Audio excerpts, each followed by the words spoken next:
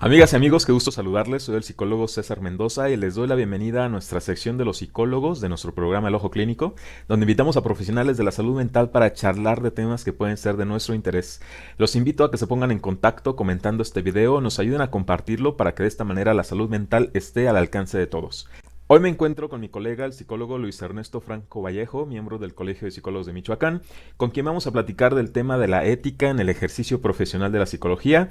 ¿Qué tal, Ernesto? Muy buen día, bienvenido, qué gusto que estés con nosotros. Hola César, buen día. No, muchas gracias por la invitación. Bueno, pues este es uno de los primeros puntos que es fundamental que conozcan todos los usuarios de los servicios psicológicos, y para esto pues nos vamos a basar en uno de los recursos con los que contamos, ya que nosotros pertenecemos al Colegio de Psicólogos de Michoacán y a su vez a la Federación Nacional de Colegios, Sociedades y Asociaciones de Psicólogos de México, FENAPSIME, que sería el Código de Ética de las y los Psicólogos de México. En este vamos a encontrar una sección, bueno, por si ustedes también quisieran tenerlo a su alcance, está disponible en nuestra página web, que es colegiopsicologosmich.org, diagonal código de ética. Y aquí vamos a encontrar específicamente una lista de los derechos de las y los usuarios de los servicios psicológicos profesionales en el campo de la salud. Vamos a irlos comentando uno por uno. Si tenemos alguna información o algún dato importante o relevante que aclarar en alguno de estos puntos, pues lo vamos a ir haciendo en el transcurso de esta charla. Pues bien, vamos a comenzar. Son 10 los puntos. Vamos a ver si algunos de ellos quizás se puedan ir integrando para que también no se haga tan extenso, ya que además el código de ética hay que tener en cuenta que cuenta con casi cerca de 200 artículos. Evidentemente no los vamos a alcanzar a ver todos en este momento, por eso solamente nos vamos a concentrar en esta parte, en la que son los derechos de las y los usuarios de los servicios psicológicos. Comenzando con el punto número uno, nos indica que es recibir atención psicológica adecuada, pertinente e integral. ¿Algo que comentar al respecto, Ernesto, en este punto? Sí, yo creo que esta primera parte pues, es como muy clara, ¿no? Aunque a veces pueda parecer obvia, pero sí es necesario que exista una preparación adecuada por parte del profesional de la salud mental para ofrecer justamente este primer punto, una atención psicológica adecuada.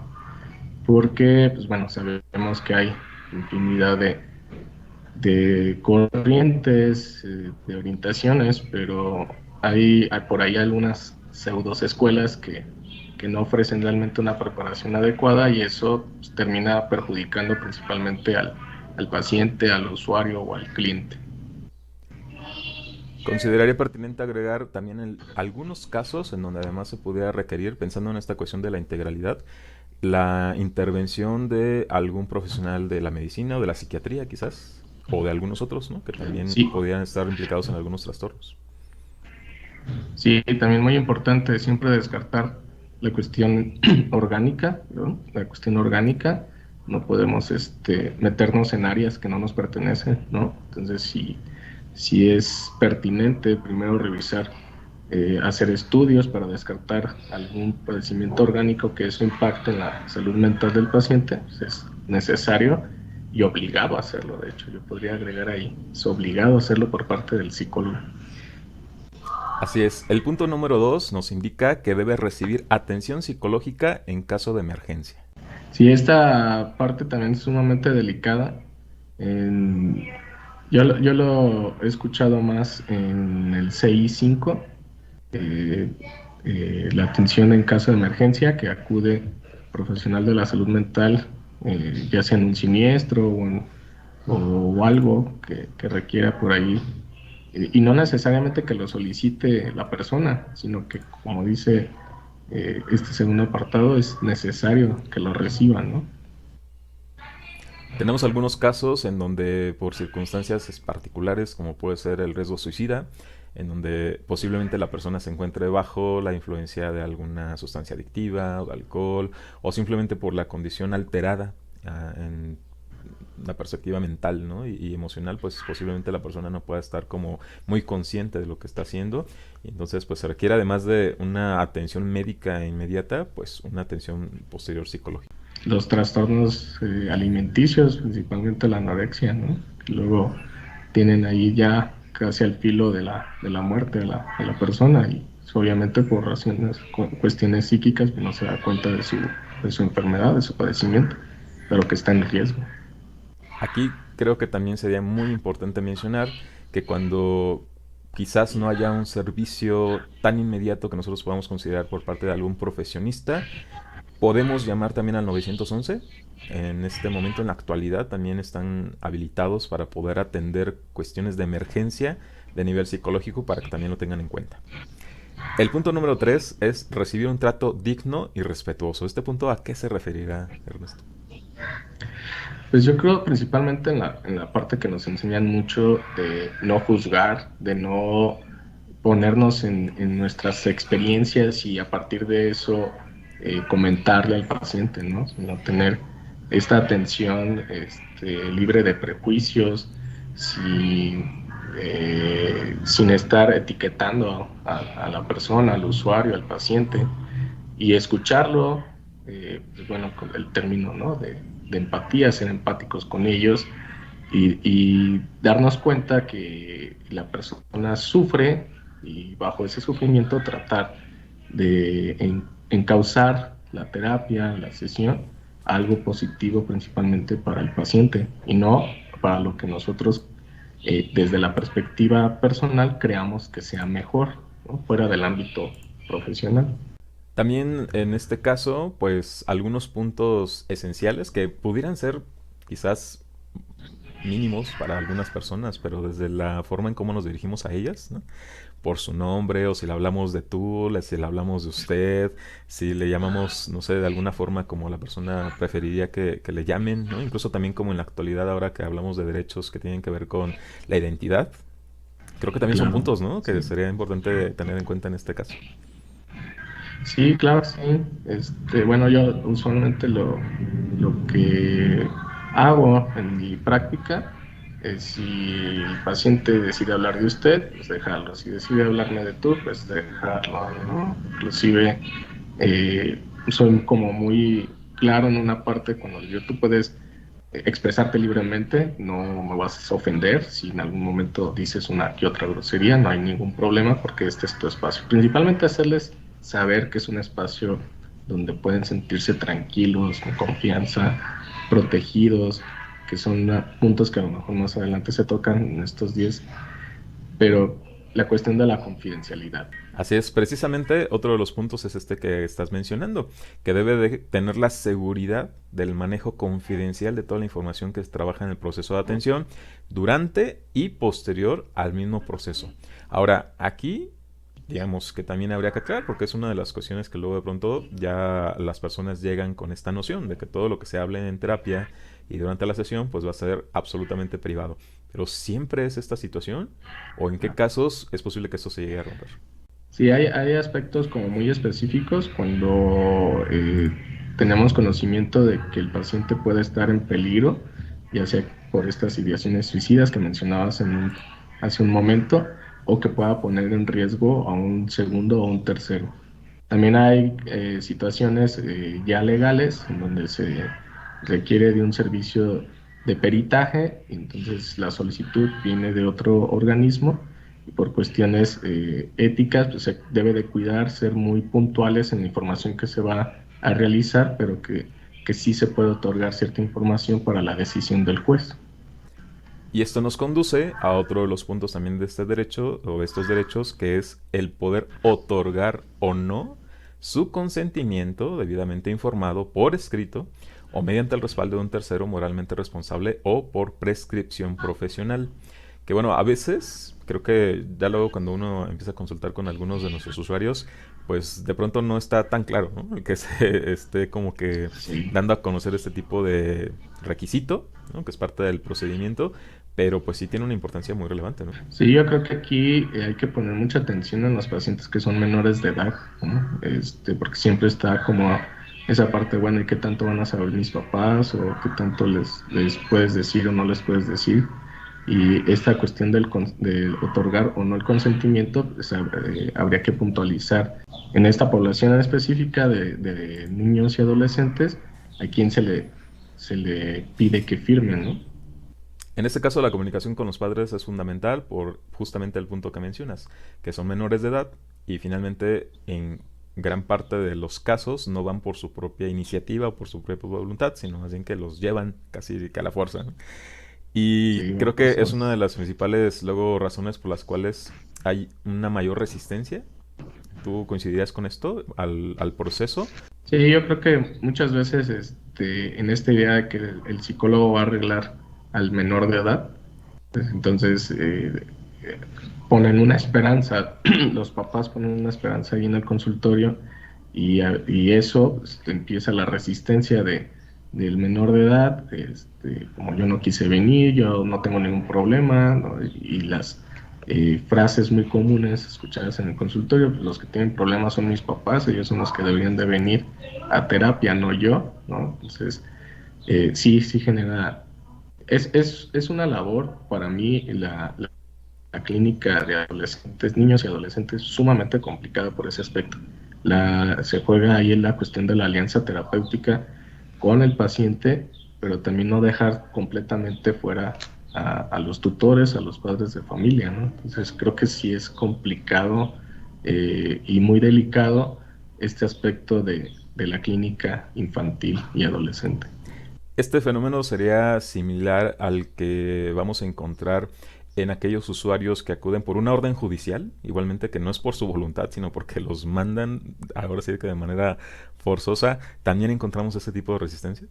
Sí, también encontramos esas resistencias como mencionas, porque claro, se sienten obligados, primeramente, debemos de tener muy claro que un proceso terapéutico muy difícilmente va a poder funcionar si la persona que acude no va voluntariamente o tiene deseo de resolver algún problema psíquico o algún malestar o algún asunto pendiente, ¿no? Entonces, cuando son obligados a ir, pues inmediatamente levantan las barreras, levantan estas defensas, no quieren hablar o simplemente le dan el avión al terapeuta o se muestran sarcásticos, infinidad de comportamientos que nos demuestran que no quieren estar ahí. Entonces realmente no se ve un avance claro. También las instituciones educativas que condicionan al alumno que cometió alguna falta administrativa dentro de la institución y que la condición para no ser expulsado es que acuda a proceso terapéutico, ¿no? Entonces ese es otro tema también muy interesante, muy importante que retomar, que cómo las instituciones en esta idea de apoyar al alumno quizá pues obligan y obligan también a los papás, porque hay muchos tutores, padres de familia que no creen en el proceso terapéutico y obliguen a tres a que acuda a terapia. Entonces también se presentan estas barreras, estas resistencias. Habrá muy probablemente alguien de nuestro auditorio que se pregunte si esto es algo que se puede realizar, o sea, que sí sea válido o que entre, digamos, dentro de lo que se puede estar forzando o obligando tanto a los padres o a los alumnos. Desde tu perspectiva, ¿qué aplicaría en estos casos? Pues se les obliga a ellos. Nosotros cumplimos con este papel, con esta función, mejor dicho, esta función de recibir al paciente, al usuario, y tratar, obviamente, de identificar los aspectos que lo llevaron a esa situación y en la medida de lo posible, pues hacerle ver que no es un asunto que pueda ser malo para él, sino al contrario, que es un proceso que siempre va a ser positivo para la persona, independientemente si es obligado o si considera que no tiene algún trauma o algún síntoma fuerte por cual deba de estar dentro de terapia, y entonces encaminarlo a que es un proceso positivo. Ahorita mencionabas justamente uno de los reclamos que a veces se escucha más comúnmente en los niños y adolescentes cuando están en proceso con respecto a que pues deberían ser sus padres, ¿no? Los que deberían más bien estar en terapia y no ellos. En este caso, ¿cómo se procede? No es mi área, pero conversando y leyendo se debe de tener sesiones individuales con los papás, ¿no? También conocer a los papás o a los tutores que llevan al niño, al adolescente, conocer las razones de por qué lo llevan y efectivamente dar como una especie de diagnóstico en general de la situación en la que se encuentra la familia, ¿no? Con lo que mencionamos en esta parte integral. Que no es nada más de que lo lleven y ya se desentiendan de la situación, sino que es muy necesario, importante estar constantemente teniendo esta comunicación, este monitoreo, este seguimiento, supervisión y pues también cuando implique el llevar a cabo, ejecutar algún tipo de tarea o de actividad o de reglas específicas, pues también, ¿no? Tener esa disposición para hacerlo. Así es.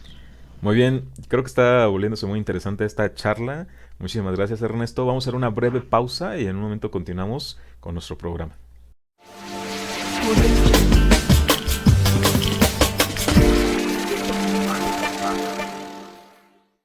Ya estamos de regreso en nuestro programa El Ojo Clínico, en donde estamos invitando a pues algunos psicólogos para que nos hablen de temas muy interesantes, muy relevantes. Ahora nos encontramos con nuestro colega, el psicólogo Luis Ernesto Franco Vallejo, del Colegio de Psicólogos de Michoacán, con quien estamos hablando sobre el tema de la ética en el ejercicio profesional de la psicología. Ya veníamos hablando de algunos puntos de estos derechos específicamente que tienen los usuarios, las y los usuarios de los servicios psicológicos en temas de salud. Hemos venido hablando acerca del trato digno y respetuoso, de cómo es que se debe de tener una atención adecuada, integral, también casos de emergencia. Hablamos sobre el manejo de la confidencialidad, el consentimiento. Y esto también lo podemos estar vinculando, lanzando con otro de los puntos que tiene que ver con decidir sobre su atención psicológica cuando sus condiciones y circunstancias físicas, mentales y socioculturales lo permitan. Esto me lleva al punto en el que muy posiblemente haya personas que necesiten, requieran o se les brinda una atención psicológica, aun y cuando sus condiciones mentales u otras no precisamente les permitan tomar una decisión o dar su consentimiento. ¿Esto es así? Podríamos decir que sí, y aquí nos apoyaríamos principalmente de la psiquiatría, ¿no? De pacientes que deben ser internados, también pacientes que por cuestiones de adicciones también son internados, depresiones profundas, lo que mencionabas hace un momento también, ideaciones suicidas, y en ese sentido el apoyo que soliciten al psicólogo pues debería ser justo para poder sacar adelante a esta persona que se encuentra en un estado de crisis, ¿no? En un estado de malestar. Agregaríamos aquí también quizás algunos casos de esquizofrenia, ¿no? De psicosis, de demencia, en donde muy posiblemente la condición mental de la persona no siempre lo ubica en la realidad o no siempre tiene como una noción, ¿no? de la realidad y pues requiera necesariamente también del apoyo de terceras personas para poder, dependiendo, ¿no? de la profundidad, pero para poder realizar varias de las actividades de su vida cotidiana. Sí, pero no dejando de lado que también son áreas más específicas de la psiquiatría, ¿no? Lo que mencionas, por la cuestión de las reacciones químicas que están en el cerebro y no descartar este apoyo. Muy bien, otro de los puntos de estos derechos habla de que se debe recibir información clara, suficiente, veraz, oportuna y científica. En este punto, ¿qué tantas facilidades o dificultades vamos a encontrar en nuestra profesión para que esto realmente se pueda dar en estos términos, ¿no? Que quizás desde el primer momento, la primera sesión que llega el paciente a la consulta, le podamos brindar la información clara con respecto a la situación que le está sucediendo, ¿no? Lo que le está pasando y el tipo de trabajo de intervención que se va a estar realizando o los resultados también esperados. Sí, principalmente explicarle cómo funciona el enfoque también que está manejando el psicólogo, ¿no? Sabemos que hay diferentes enfoques, entonces explicarle desde dónde va a trabajar, desde qué enfoque va a trabajar, cuáles son como las características principales de ese enfoque, qué es lo que se espera durante el proceso terapéutico y ser efectivamente esto muy claros, ¿no? Hay mucha queja al respecto de esto, el paciente, el usuario cuando llega a la sesión no sabe qué esperar, tiene una noción de que lo va a ayudar, pero no sabe cómo. Entonces yo creo que sí deberíamos de dar un tiempo en donde podamos explicarle en qué consiste este proceso terapéutico. Y reitero también explicarle desde qué enfoque estamos trabajando, porque hay técnicas, hay formas, hay abordajes muy diferentes, dependiendo del enfoque. Sí, esto que mencionas yo creo que es muy relevante porque de pronto se piensa que todos los psicólogos trabajamos de la misma manera, que las intervenciones que hacemos siguen un esquema ya preestablecido y que todos nos manejamos igual, pero es distinto, tiene sus diferencias, el que se haga desde una perspectiva psicoanalítica o que se haga desde una perspectiva cognitivo-conductual o una perspectiva humanista. Entonces, eso creo que es una de las primeras preguntas que tendría que hacerle el paciente o el usuario a su psicólogo, ¿no? Desde qué perspectiva Sí, aborda la intervención y que le diga claramente cómo es el proceso. o inclusive también nosotros preguntarles, ¿no? ¿Has estado en algún proceso terapéutico anteriormente? ¿Sabes en qué consiste? Y bueno, y decirle, yo trabajo desde este enfoque, ¿lo has escuchado? Si no, pues bueno, dar, como decía, ese tiempo de explicación para que también el paciente sepa si el enfoque va a ser como viable para él, se va a sentir cómodo o no, ¿no? Esto es algo que debe quedar completamente claro y bueno, no sé si a ti te ha pasado cuando haces precisamente ese tipo de preguntas que de pronto nos responden, no, pues quién sabe, ¿no? Nunca me lo dijo o ni se acuerdan, ¿no? Y bueno, es posiblemente Sí, también sea el caso, ¿no? Que sí se los hayan comentado, pero pues nada más haya sido al inicio, pero luego durante el proceso, pues no haya sido precisamente eso, ¿no? Que hubiera tenido esa claridad respecto a por qué estaban haciendo las cosas de determinada manera y qué relación tendría con el tipo de perspectiva desde donde se estaba trabajando, ¿no? Creo que son puntos que, al menos al paciente, al inicio y durante todo su proceso, es algo que le debe quedar bastante claro. sí, sobre todo porque luego sí me ha tocado que llegan pacientes y me dicen, yo ya he estado anteriormente, pero no me gustó porque hacía esto, hacía aquello. Y ya cuando uno le explica, ah, bueno, es que mira, probablemente su enfoque era así, así, o sea, como que dice, ah, con razón, ¿no? Entonces realmente no, en ocasiones no es que el colega haya actuado de mala forma, sino que al no estar los pacientes ya con una información previa de qué es lo que se puede esperar en la sesión, en la terapia, entonces como tienen una perspectiva diferente, pues se enfadan o se molestan o dicen, no, no era lo que yo estaba buscando o esperando y se van. Sí, eso es un punto muy importante porque precisamente hay algunas perspectivas donde los procesos pues son un poco más extensos o al menos no está tan claro el tiempo, ¿no? No se define quizás desde un inicio.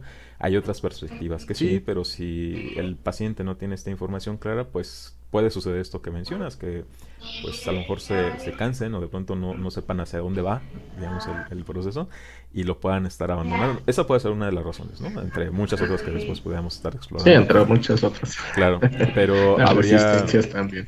habría que al menos tener esta disposición inicial, ¿no? De que este punto quede claro por parte nuestra como profesionistas. Y si no lo estamos viendo como usuarios así de manera tan específica o detallada, pues que podamos preguntar, ¿no? O sea, precisamente tenemos el derecho de hacerlo. Claro, sí. Bien, otro de los puntos de esta lista habla acerca de poder suspender o concluir el proceso psicológico siempre y cuando no represente un riesgo para sí mismo o para los demás, o reanudarlo cuando lo considere pertinente con el mismo profesional o con otro. Creo que es también muy, muy interesante y muy, muy largo, ¿no? Para un podcast. Pero sí están en ese derecho. Está esta incertidumbre también de, bueno, ¿y cuánto dura esto? ¿Y cuánto me va a costar también en ese aspecto económico?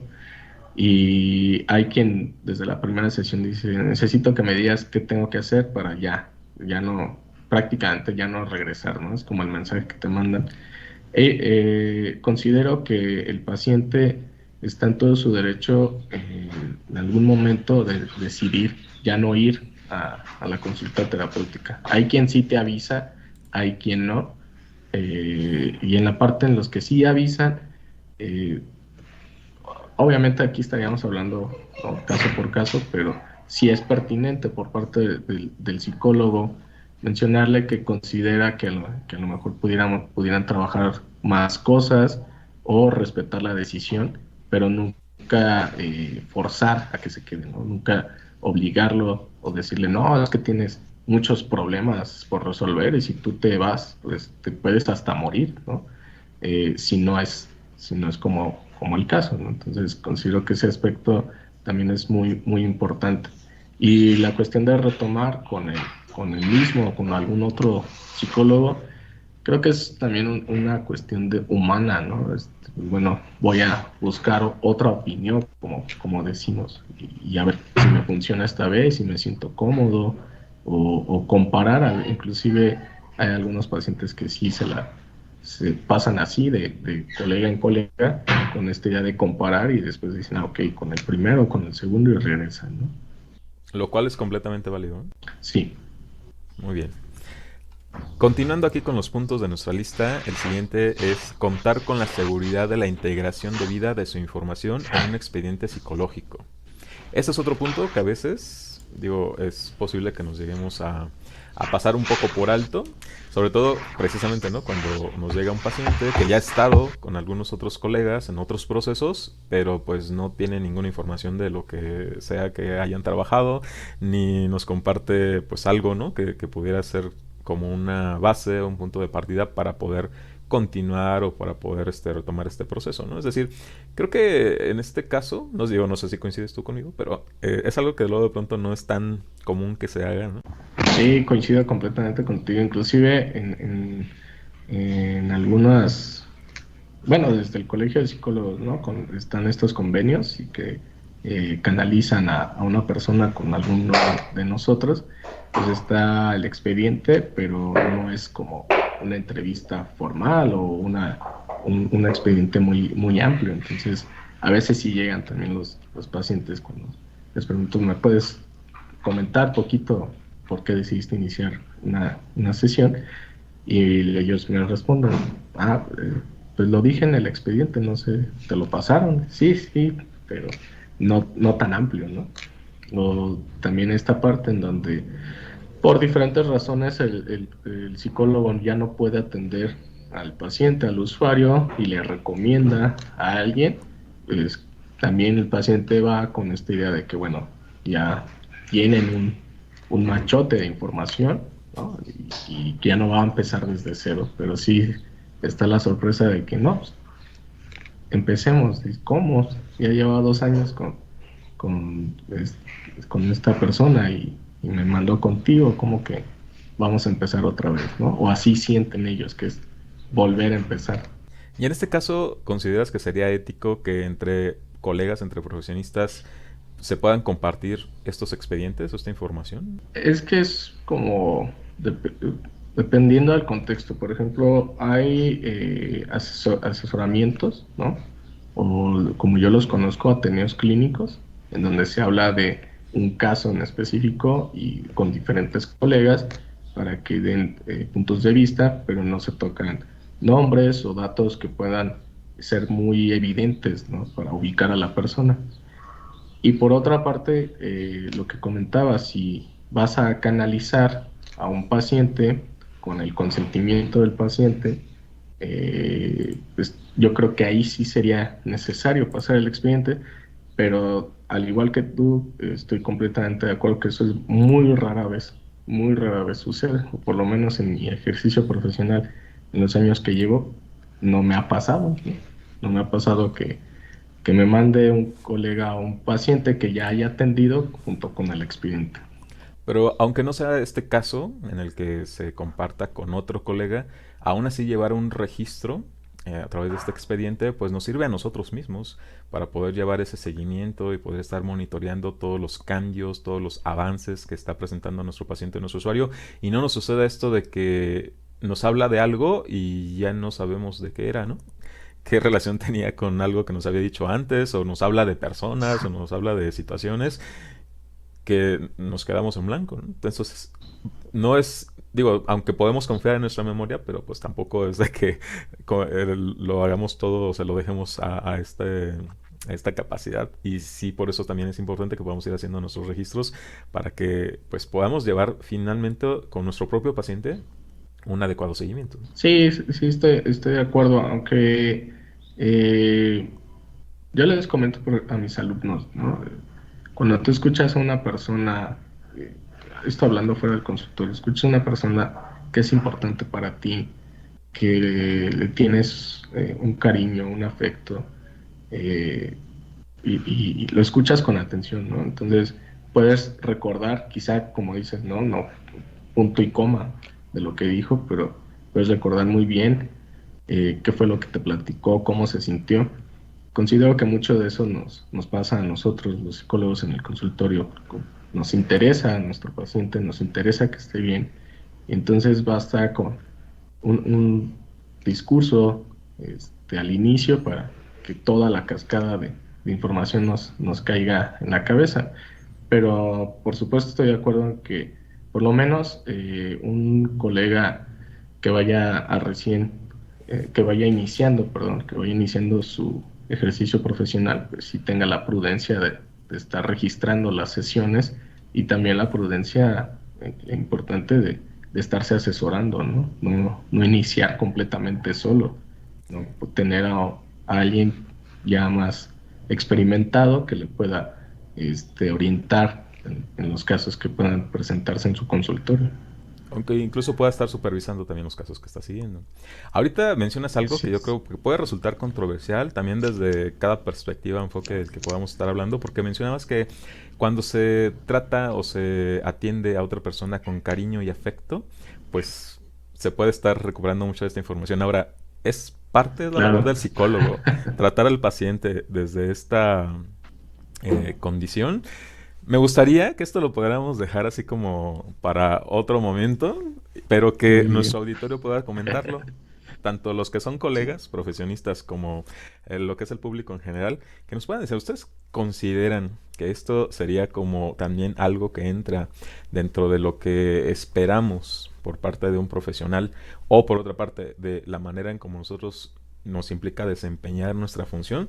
Va a estar yo creo que bastante interesante, ¿no te parece? Sí, creo que dejamos un tema ahí sin resolver, pero que podemos ampliarlo en otro momento. Así es, va a ser muy interesante poder leer o escuchar sus opiniones.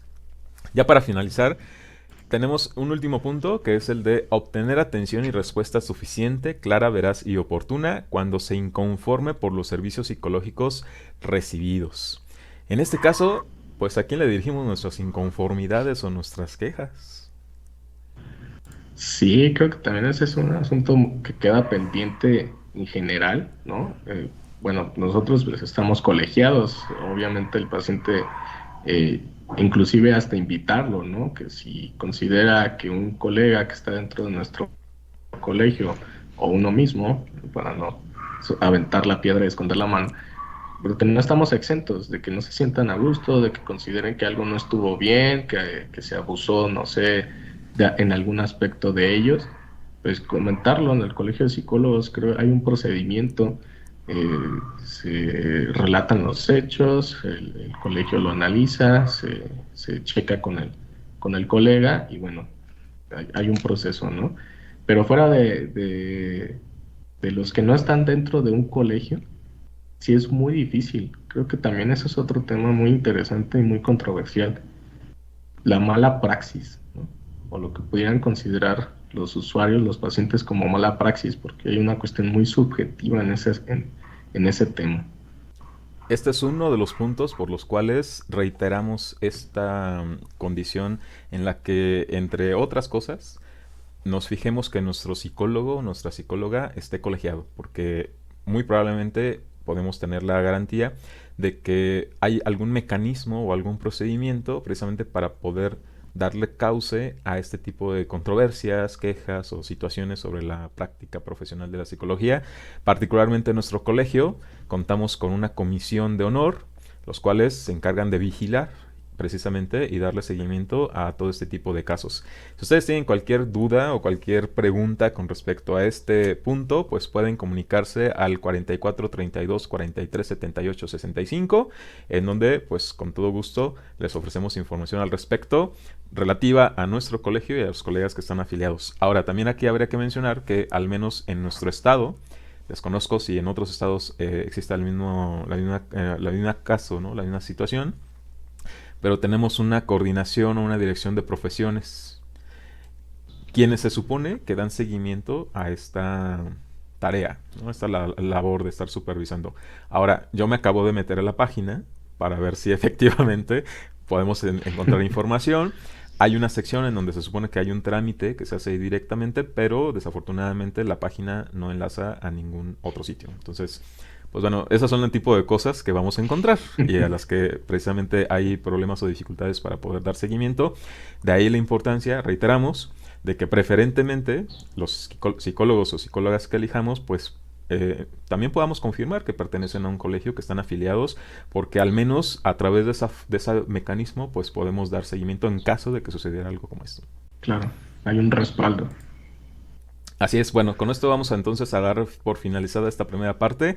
Ojalá y tengamos la oportunidad, Ernesto, de que en el futuro próximamente podamos igual retomar algunos de los puntos que se nos quedaron pendientes o ampliar en Sí, otros, porque también están los derechos de los psicólogos y también hay toda una serie de reglas y normas y lineamientos que igualmente les vuelvo a recordar que si ustedes desean consultarlo, ya sea que sean profesionistas o que sean usuarios de los servicios de psicología, en nuestra página web colegiopsicologosmish.org/código de ética van a encontrar una copia de nuestro código de ética de las y los psicólogos de México, de FENAPSIME, que podrán consultar libremente. Ernesto, te agradezco mucho el que nos hayas acompañado. No sé si para cerrar quieras hacer algún último comentario con respecto a este tema. no, yo solamente enfatizar en esta última parte que mencionas, ¿no?